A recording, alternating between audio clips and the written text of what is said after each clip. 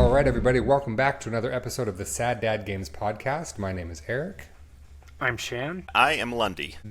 You're here today for another episode of Eric's Indie Corner. Yay! And for those of you who listened to us last week, you know that I am still recovering a little bit from a tonsillectomy, so my voice is super weird right now. So if I sound a little bit like Kermit the Frog, or like I swallowed a frog, or I have 1,000 boogers in the back of my throat, all of those things are true, and that's why I sound weird.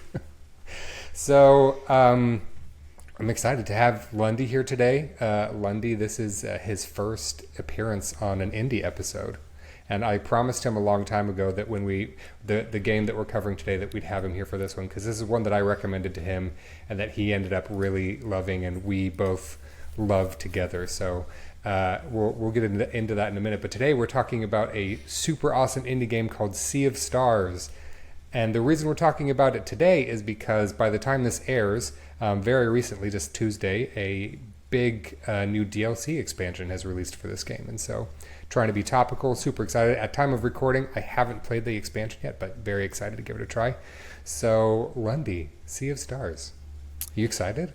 I'm very excited. Yeah, like you said, this was something that you recommended to me. This was, I reached out to you because I have a Nintendo Switch, and I realized, I was like, this has been sitting and collecting dust. I haven't been playing this much, and I need to get better games, and nobody knows the Nintendo Switch and its catalog better than Eric, so I texted you, was like, hey, what games do you recommend for the Switch? And Eric sent me like this huge long library text where he was like, I'm glad you asked. Let me tell you about let me tell you about all of these indie games that you should be enjoying right now.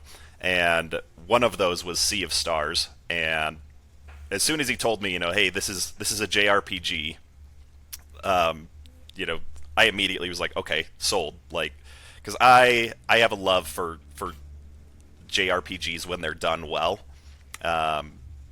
Not every JRPG is done well, but when they are, it's one of my favorite genres. And so, knowing Eric's opinions on JRPGs and that he's not overly fond of them, but recommended one anyway, I knew it was something that I had to jump on immediately. Yes, and we'll get into those reasons in a little bit why, but Sea of Stars is it's a JRPG. It released on August 29th, 2023, and it is developed by a studio called Sabotage Studios, and this is their second game as far as I know. They also released a game called The Messenger previously, which is also very, very good.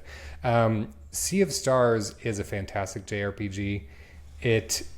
As Lundy said, I don't always super love JRPGs. Sometimes I can get into it if I'm feeling nostalgic. I played a lot of the retro Final Fantasy games. I've played Final Fantasies 1 through 6, and the only one I haven't beaten is 6 because, controversial opinion, I think that Final Fantasy 6 is a very boring game.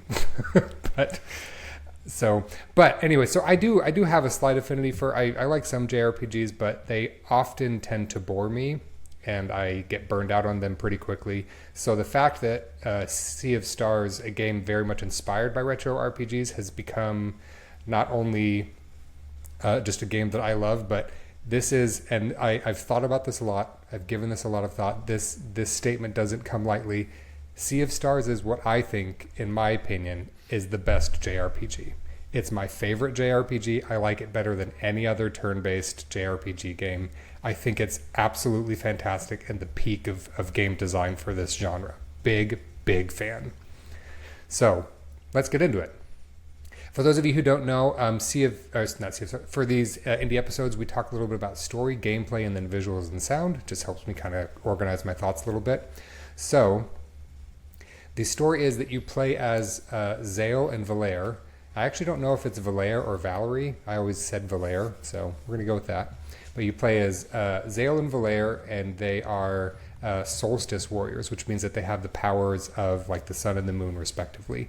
They have this special magic gift that is unique to them, and it's the only power that is able to stop an evil mage, a near godlike mage called the Fleshmancer, who is able to control flesh. And it's a pretty like basic fantasy setup. There's a big bad and there's these special heroes who are destined to defeat him. And so the overarching story in that area isn't terribly unique, but the way that it's told and the twists along the way and the characters that you meet make the game feel very special and very thought out and very entertaining. It's a story without a lot of downbeats. It's very well paced and interesting throughout. It doesn't, I feel like a lot of times in JRPGs there can be times where you're like, all right, let's get to the next thing. Like, come on. But I never felt that with Sea of Stars. It was like just moving on to the next thing. Really, really nice pace. Let's see. So another thing about this game is you have some traveling companions. They are excellent, all very well written. I was a big fan of the writing in this game, particularly Garl. Garl is like your childhood friend and your primary traveling companion. You meet other friends along the way, but Garl is the friggin' man. I love that guy. He's one of the best like companion characters in any game. He's just like this wholesome, lovable guy that he's a battle chef. He like fights with his frying pan, but he also like cooks you food when you're at campfires and stuff. And he's just this intensely lovable, super good dude. I love Garl. Thoughts on Garl, Lundy? I know that you're a big fan too. Yeah, no, I exactly what you said. He's kind of, in a way, he's a Samwise Gamgee type character. Yes. Very much like just kind of the source of endless optimism. And it's great because there isn't really anything special about him. The main characters are the Solstice Warriors, and then there's just Garl. Like, he's just kind of along for the ride. But he's the heart of kind of the company of the group. He's the heart and soul of it and carries them through a lot of what they do. I can't carry the Ringmaster, Frodo, but I can carry you. It's that you get that energy from Garl. He's that kind of guy. Yeah, exactly. He's great. So yeah, story is great. I found the dialogue to all be very well written. Nice bits of comedy sprinkled in, serious when it needs to be serious. It's also, there are some like hand-drawn animated cutscenes for really impactful moments, which I felt like did a really great job of selling important story moments and getting you invested in that, because sometimes in pixel art games, it's hard to make things feel really weighty and important when it's just these little sprites on a screen. And sometimes you can do that, but I really like that they took the time to animate these really beautiful cutscenes for important moments. So really nice presentation, story-wise, really good writing, really interesting environments, lots of fun characters along the way. Just a really, really nice story all around. Super, super solid stuff.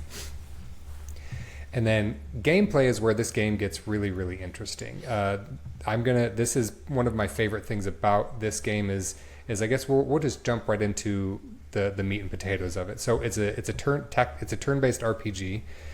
So when you encounter an enemy, you take turns slapping each other until someone's HP is gone. Pretty like standard Final Fantasy stuff, Chrono Trigger, all of those kind of old school turn-based games. It's very much inspired by that, but with a lot of really interesting wrinkles that make the combat interesting and engaging.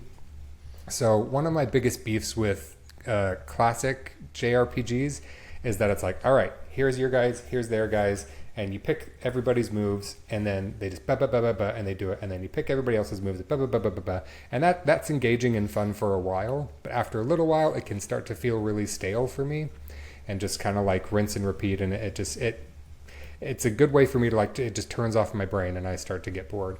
And so the Sea of Stars does a really good job of engaging you in the combat. It has like timed button presses and inputs similar to like Super Mario RPG or Paper Mario. So things like if you press a button at the right time, you can block and reduce the damage that you receive, or you can do more with your attacks, or even like some special attacks require like certain button inputs to do them right and get the most effective damage output and things like that. So that's a good way to make the battle system a lot more engaging.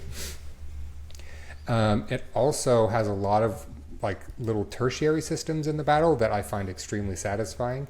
One of the coolest things is that all attacks have types. So like your Zale uses a sword, he does slash damage, and then Valere has a bow staff, she does blunt damage. So the attacks have like, they do different types of damage, and sometimes in RPGs and things like that, it's really easy to get lost in the statistics and the numbers. And it's like, well, if I do this much slash damage, it'll cause a bleed effect over blah, blah, blah. And then I can use my potion to, and it's like, and it just, that's another way for me to kind of turn my brain off is it's like a spreadsheet instead of playing a video game. But Sea of Stars does a really good job at taking those ideas and making them approachable. And how they do that is that sometimes an enemy will start gearing up for like a larger attack or some kind of special move or a super move. Bosses do this too. And it'll say like above, like there'll be little symbols above the boss that's like 2 blunt damage, 1 sword damage, and then 3 fire damage or whatever. And then if before their next turn, before the timer ticks down when they are going to do that attack, if you're able to inflict those kinds of damages on the boss or the enemy or whatever, then it will cancel out that attack and give you a window open for you to deal out more damage. And so I thought that was such a super cool and interesting wrinkle to the battle mechanics, which I really, really enjoyed engaging with that. It kept the combat from feeling stale. It kept it nice and fresh throughout the whole game. Yeah, that's, hearing about the timing in the turn-based, just kind of the things that allow you to kind of amplify the attacks. Adding skill to turn-based combat is something that really appeals to me. I've bugged Eric for years and years and years about one of my favorite games, which is Legend of Dragoon, which I actually recently found out, it's for PlayStation 1, it's old, but I recently found out that when they were making it, they actually took the guy that really made the Super Mario RPG combat system, and they hired him to come create the combat system for Legend of Dragoon, which has a lot of those similar, timing-based skills to help extend attacks, deal more damage, things like that, which is something that I really loved about it. And so when Eric mentioned that was one of the mechanics in Sea of Stars, that really helped sell me on it, because I also tend to get a little bit bored if it's a turn-based where it's just all the attacks are kind of flat and you just take turns hitting each other until you die. It makes the game really grindy, and certain games, the grind can be fun, but I enjoy, JRPGs and turn-based combat a lot more when it engages you and adds a little bit of skill into the mix, so you don't have to grind quite as much. Yeah, I think and this is a game that I haven't played, but I think Clair Obscur Expedition 33 has recently released, and that's another one that uses like time button inputs. I know Lundy and Shan, you guys have started playing that game, or Lundy beat it, Shan just started playing it. I haven't had a chance to pick it up yet, but everybody seems to be talking about that game. Everybody loves it. It's apparently the best thing since sliced bread, so I definitely want to give it a try. I could talk for hours about how much I love that game. It caught me very much by surprise, but I thoroughly just suffice it to say A+. I really loved that game. Yeah, I'm not a JRPG person. I play Pokemon and Earthbound, but I was going to say, isn't what like your favorite game Earthbound? Yeah, but those are for story and for the theme, and I got into Clair Obscur for the same reason, and they are nailing it out of the park. There's a lot of passion in this very fresh and original French export IP, and Lundy had warned me, that there's a steep learning curve, so I just took it down to easy, and the adoption has been very swift at that level, and I think that the battle is actually very tightly animated and very fresh and fun, but with it down at that level, for me, I don't feel like it's hindering me from enjoying the pace of the game and the story while I'm learning. Yeah. So that's a big one right now. I think I haven't played it, but I'm sure that comparisons could be drawn to the battle system in Clair Obscur and in Sea of Stars. The biggest thing that it felt like to me was like Paper Mario with some extra bells and whistles, but the extra bells and whistles didn't I felt like didn't bog down the experience. It can be pretty easy to add too many elements into a combat system, and it's just, again, it just feels like a spreadsheet. But Sea of Stars has a really nice, interesting but digestible combat system. So big fan. And, I have to say the games that I've noticed over the last 10 years, the JRPGs that like the internet just goes ape shit over, are the ones that have any element of dynamic input. If they do that, everybody loses their mind and they think it's because the it makes the greatest. battles more fun. Yeah, they think it's the most original and creative and fun thing that's out there. And so that's like Final Fantasy and I think, well, and like, I don't know, Paper Mario wasn't the greatest example, but that did make it different and more original. It's now, I think, somewhat required to do that. It just makes it, you gotta have some, you can't just do, I mean, I guess you can, but you can't just do standard turn-based combat anymore. At least not for me. I don't find it super engaging. So big fan of this combat system. If Pokemon does it, it'll blow people's minds. Sorry. No, I recently had a conversation with somebody where we were talking about JRPGs because, as I said earlier, I really love them. But I had expressed to them at that time that I was like, I just feel like there hasn't been a good JRPG lately because just, kind of essential to the soul of a JRPG is the fact that it's turn-based. And a lot of modern JRPGs, kind of starting with Kingdom Hearts, which I really loved the first couple games in that franchise. But starting there and going into some of the more recent Final Fantasies, they've kind of left turn-based behind because, in a lot of ways it feels like a gaming relic, and so they've updated it to make it a little bit more, just kind of a free fight. And I feel like there's a lot that you lose with that. And so I was like, I just don't know that you can make a good JRPG anymore. This is what I was telling whoever I had this I don't even remember who it was.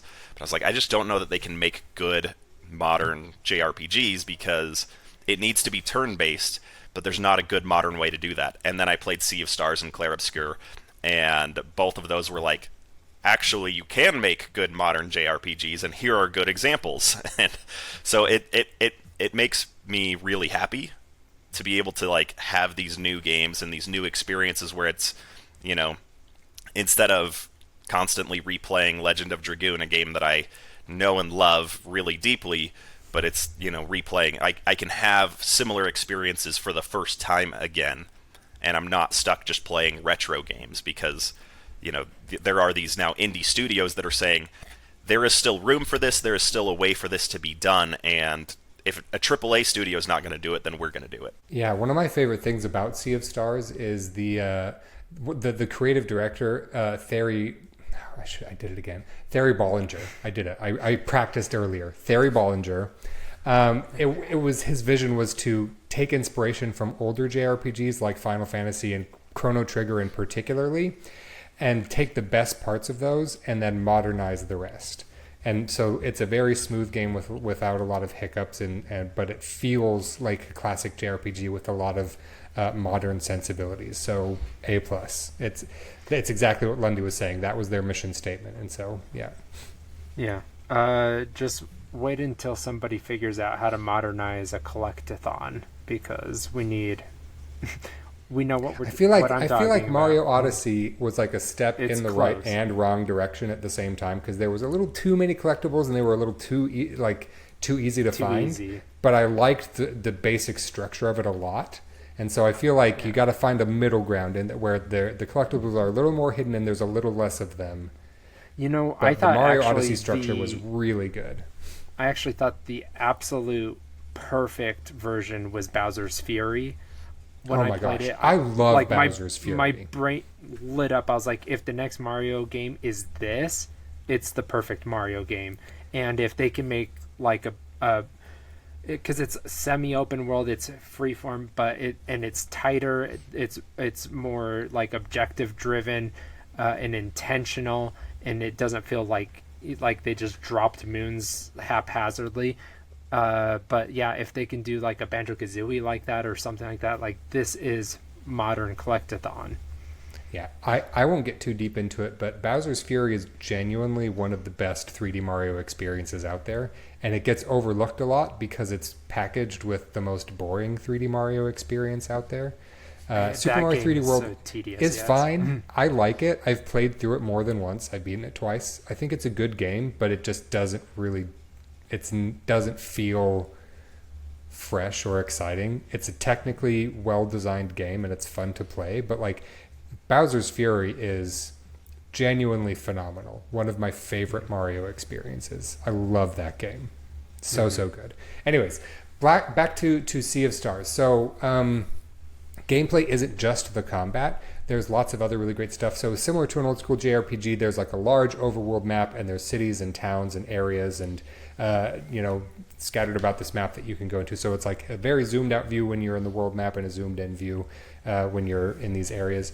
And something about Sea of Stars that really caught me off guard that I really loved is that there's a lot of verticality to the levels. Your characters can climb on top of things. Like there will be a wall that's about as tall as the character, and they can clamber up it. And they're like they can shimmy along like small ledges and cliffs. They can jump over things. You get a grapple hook at one point that you can just kind of zip around to different spots. Your characters are very mobile.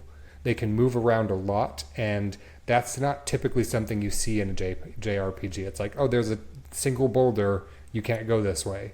And that's just not a problem that happens in Sea of Stars. So I was very pleasantly surprised with the level of mobility and how the level design built that, because it made the moments in between combat engaging as well. It's fun to just navigate the world.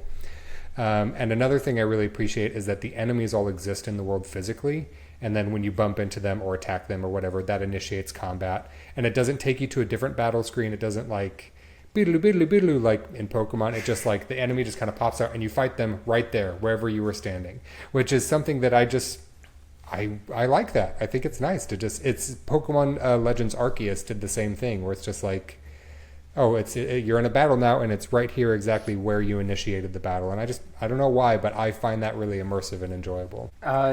I don't know why it took Pokemon so long to realize that like the tedium of the game is just like I would love to go on a catching spree if it wasn't for like the gameplay loop of having to go through that animation every time, or the animation of every single attack, and the animation of throwing a Pokeball. It's like it's the duration of everything expanded into infinity, whereas like if you just allow maybe so the long. option to just turn those off and just say you're in the battle, out of the battle, I would just go everywhere. I'd catch everything and I'd be done with the game. Like that sounds great to me.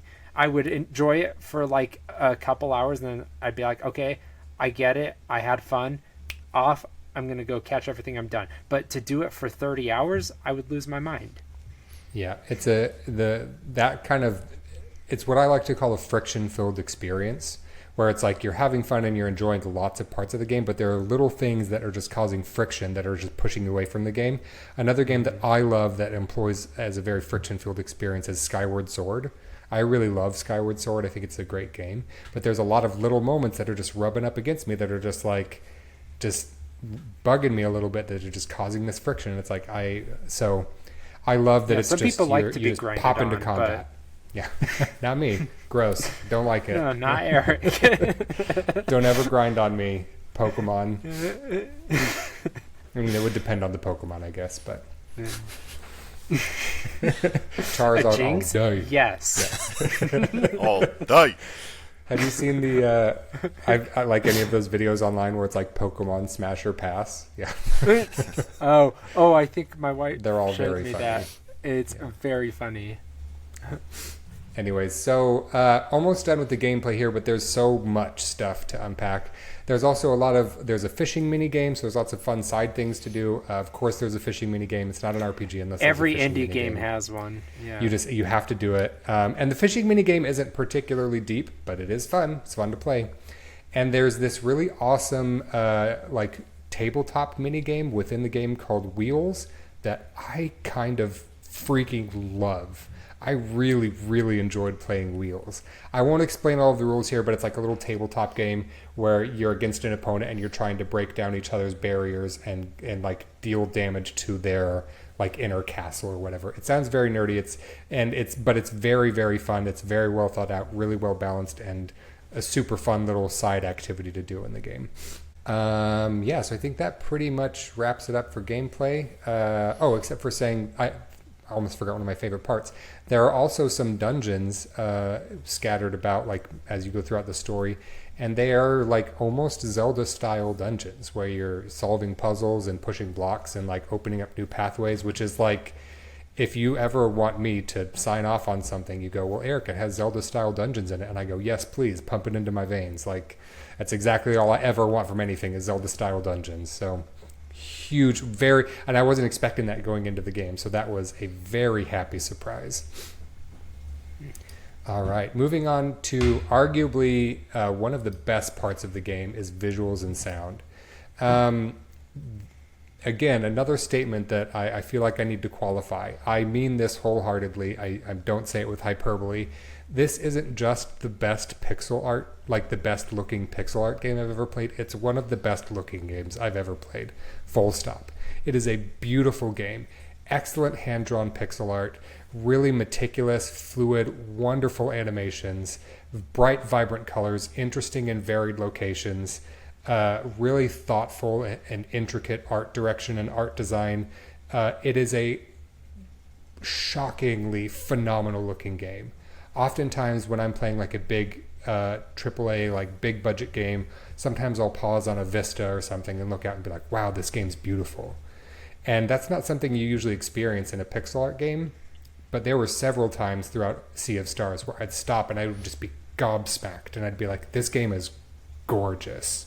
Like, it is the best looking pixel art game I think I've ever played. It is beautiful, and it employs this real-time lighting as well, which makes the pixel art really pop. It just is so, I can't get enough of it. I want more games that look like this. It's so nice to look at. I can't oversell it enough. It's fantastic. Yeah, they have directional lighting, which to employ that in pixel games, like I assume they created some normals for these sprites, and I was gonna say I watched a little documentary about the making of this game because I love it more than I love most people, and I don't remember exactly what it was, but I feel like I remember the dev team saying that they had to come up with some custom like solutions and ways to employ this real-time directional lighting, because as you know, warriors of solstice, you have control over the moon and sun, and so there are times where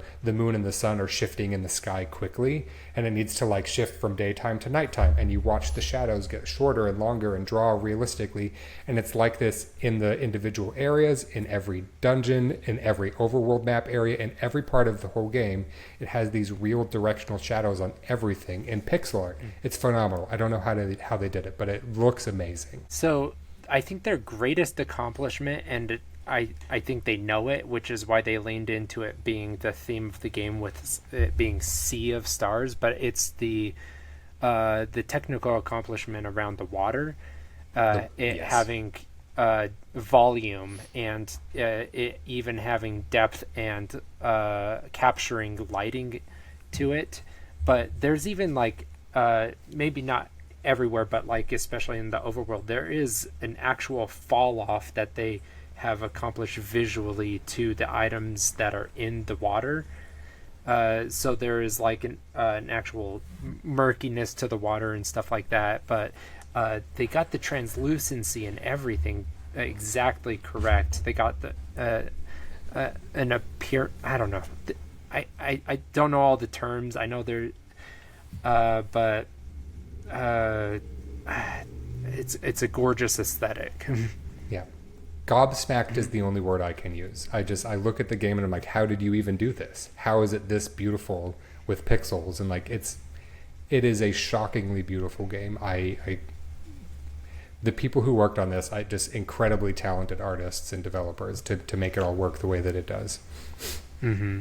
Yeah, they even do like a volumetric to the fog, which is a great look. They have specular lighting. Like, I am just going off of screenshots. I haven't played this game, but there's so much depth and so much detail. And how many artists work on this, and to have it be so consistent throughout every shot. It's not a huge team. I think it's like 20-ish people. So. Okay, well, it's like it's greater detail than even Owlboy, and Owlboy is maybe the next best in this much detail that I can think of. But the water is just the thing that will capture the most attention, I think. Yeah, it's an unreal game. Just playing it, the whole time playing it, looking at the visuals, it's like, how can it, like, what technical wizardry are they doing to make this work? And another thing is I played it on Switch, and it runs incredibly smoothly at a nice resolution on Switch. And I didn't notice no noticeable like performance dips, no fuzzy visuals. Like, and I'm sure that it's technically fairly taxing to have all of these intricate effects, and it ran great on Switch. So very well optimized as well. Actually, second to this game, maybe the next most impressive thing would be Animal Well, because that person had created an engine for the game and had coded actual physics for a bunch of these pixelized items in the game, and I just can't comprehend how perfectly he had accomplished that. But then in this game, to have directional lighting because they had given like bodies to these elements, that's also a fantastic accomplishment. Yep, it's a beautiful game. I can't get it. As an artist, the visuals, just, I love it. It's my favorite. Music as well is also really fantastic. Music is composed primarily by Eric Rainbow Dragon Eyes Brown. His name is Eric W. Brown, but he often goes by his music composing name, which is Rainbow Dragon Eyes. And then it had a guest composer, which is Yasunori Mitsuda, who has composed for games such as like Chrono Trigger, the Xenoblade Chronicles series, and even Mario Party. So they were in the documentary I watched, they were really excited to have him come on and compose a few tracks because of his experience, particularly with JRPGs such as Chrono Trigger. So it has this the soundtrack has a really classic feel with a lot of modern embellishments. So again, it's sticking with the theme of like making you feel like you're playing a classic RPG, but in modern times. This game feels like if we had never developed 3D graphics, like if the world just kind of kept making 2D games, but we just kept making them better and better. That's what Sea of Stars feels like. It feels like a game pulled out of time and then brought up to more modern standards. So music is fantastic. It fits everything really well. It's a very punchy soundtrack. And also, every song has a day and a night version. And so if it's daytime or nighttime, there's different variations of it. And it has a third version. There's this musician crew that plays songs in pubs. And there's a version of, they play their own version of almost every song in pubs as well. And so there's there's 3 versions of almost every song, which is a big accomplishment, I think. So lots of fun, really great soundtrack, super wonderful. All right, well, I wanted to talk a little bit about some of the expansions before we close it up here. So a few months ago, it received a Dawn of Equinox expansion, which was basically a patch, but it was such a significant patch that they branded it as its own thing. And because it released with a lot of quality of life improvements and a lot of just changes to the game. So Dawn of Equinox introduced, it's all free, by the way. Dawn of Equinox introduced new 3-player local co-op. So normally it was just 1-player game with 3 people in your party, but now you can play with 3 players and do co-op, which is very cool. New difficulty modes, new equipable relics, revamped prologue, new animated cinematics, combat tweaks, PvP for Wheels, the tabletop game I was telling you about, uncapped inventory, speedrun mode. It's a huge update, just tons and tons of stuff. One of the coolest things is that there's a revamped prologue. They went back and they revisited the prologue, changed the order of how some events worked, fleshed it out a little bit more, and basically made it the version that they wanted to have made in the first place, but didn't quite have the time to do. And so very cool that they got to go back and just create this whole new chunk of content and update the story in that way. So awesome, very cool. And then the reason that this episode is airing when it does is because just recently on Tuesday, the Throes of the Watchmaker DLC has released, which is a big new proper DLC pack, which is also free. Very cool. And I haven't played this one yet, but according to the devs, it's about 8 hours long, so lots of new content. It has new equipment, new classes, a whole new area to explore, new moves and attack, a new playable character, new mini games, tons of stuff to do. So it's basically like a little miniature sequel almost. So really excited to jump in and play this one as soon as it comes out. But lots of free content, tons of stuff to do. It's a really great game. So I love this game. It's one of my favorite indie games, one of my favorite games, period, and the best JRPG I've ever played. You absolutely should check it out. Did you already say how long to beat? No, that's what's coming next. I was about to ask you guys if you had any final thoughts before we close it out. No. The games that struck me after you've recommended and then I've picked them up and played, I so far it's been a 10 out of 10 for each of them. The Plucky Squire, Stanley, Parable, and Kiwi 64. I think those are the only ones I've done so far. But we played Owlboy as well, right? Yeah. Yeah, but I'm talking about since we've done Eric's Indie Corners. Oh, okay, gotcha. And so I think this is one out of all the ones we've talked about that I think is just mostly based on visuals, that it's like I have to immerse myself and understand the full depth of what these artists have accomplished, and I'm sure that I'll get a return on investment for the story and everything else as well. Yeah, if you're only going to play one game that I've recommended on this channel so far, it should be this one. Sea of Stars is phenomenal. I've been sitting on this one for a while because I knew the DLC was coming out and I wanted to release the episode close to that. And I've just been sitting on my hands and waiting to be able to do this episode because I love this game. It's so good. All right, we're going to bring it home now. So playtime for this game is between 25 and 40 hours. Add a little bit more based on the DLC. So pretty chunky, but not too long. Again, it's nice and brisk, doesn't overstay its welcome, and you don't spend any time grinding. There's no grinding for levels. It's nicely paced so that you can just kind of play the game as it's supposed to be played, which I really love. And available platforms, it's for Nintendo Switch, PS4, PS5, Xbox One, Xbox Series, and Windows, so you can get it pretty much anywhere. And it is $34.99, which is a little steep for an indie game, but definitely worth the price of admission. It's a nice media experience, and it's really consistently quality throughout, so worth every penny without a doubt. Yeah, all right, everybody. Your top recommendation is Switch handheld. Yeah, I love to play handheld. Yeah, I'm playing just saying, handheld's the best. if you had to recommend one of those, well, yeah. that's So, one and you did. I think that Switch is so great for indie games because, especially longer games like this, I have a hard time playing really long games on my PS5 because it's hard for me to carve out time and find time to because I've got kids and it's my PS5 is in the family room, so it's a shared TV situation, so it's hard for me to carve out time where I can sit down and play a game on the PS5 for hours. But if it's on Switch, it's easy for me to pick it up for a half hour here, an hour there, and so long experiences. If I can play them on Switch, that's where I'm going to play them.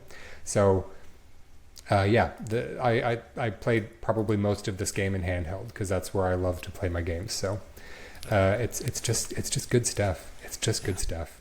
I think RPGs and JRPGs are great for chipping away like that in whenever you can. I also played this game primarily in handheld just because, like you said, it's a great experience for indie games. There were a couple of times where I threw it on my TV, but I found personally, I thought it was a better experience handheld. I would go sit on my couch in front of my TV with it just in handheld mode and play it that way. I really enjoyed that experience. And I think that's one of the great things about indie games and the Nintendo Switch is it's just it's a match made in heaven. They're made for each other. And, so if handheld is your preference, this game is great in that way.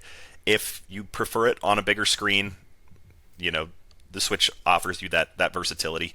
But yeah, my preference for this game, because I tried it both ways, and I actually found that I enjoyed it more as a handheld. Well, there you go. Handheld, Lundy, handheld. did you secure yourself a Switch too? Not yet. Good luck. May God guide you in your quest. I don't want to promise anything, but I think we might do a Switch 2 themed episode around the time when it comes out instead of an Eric's Indie Corner, just because I love Nintendo so much that that's what I'm going to want to talk about around the time when it comes out. So look forward to that, a little sneak peek. Yeah, so there was one more thing I wanted to say, but I can't think of it now. Sea of Stars is great. Oh yeah, so the very last thing I'll say before we go. I don't often recommend anyone should 100% complete a JRPG because that sounds exhausting. But Yeah, I've never heard you recommend that. I 100% completed this game, and it has one of the most rewarding 100% completion bonuses I've ever seen in a game. Especially there's I won't spoil anything, but there's it's a nudie pick. No, but there's a point in the game where it's you can go and do all of the things, finish all of the quests and stuff before you go to the end game, and it's that makes it such a huge difference. It's such a worthwhile venture to go and do all of the side content, to 100% complete the game, to see everything that there is to see, because it has just one of the best 100% completion bonuses I've ever seen in the game. All right, everybody, that's going to do it for today. Well, thanks for listening to this longer episode of Eric's Indie Corner with my weird frog voice. Remember that you can find us wherever you find podcasts, Apple Podcasts, Spotify, YouTube, and check us out every Monday for a regular series, Thursdays for Eric's Indie Corner. You can find us on Instagram as well, and we will see y'all next time. Bye. Bye. Outro. Bleep-a-doof, bleep-a-deep, bloop-a-dee-blow.